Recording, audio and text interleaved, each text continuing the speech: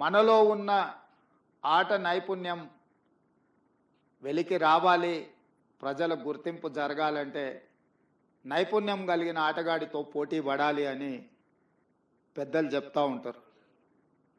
ఈరోజు పక్క రాష్ట్రంలో నారా చంద్రబాబు నాయుడు గారు ముఖ్యమంత్రిగా బాధ్యత చేపట్టిన తర్వాత అభివృద్ధిలో, సంక్షేమంలో వారితో పోటీ పడి ఈ రాష్ట్రాన్ని ముందుకు నడిపించే అవకాశం నాకు వచ్చింది.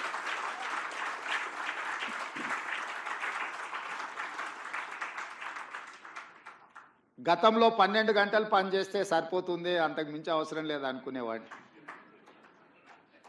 కానీ ఇప్పుడు వారు 18 గంటలు పనిచేస్తే నేను 12 గంటలతో సరిపెడితే కుదరదు. కాబట్టి మా అధికారులకు, మా సహచరులకు మనం కూడా 18 గంటలు పని చేయాల్సిందే.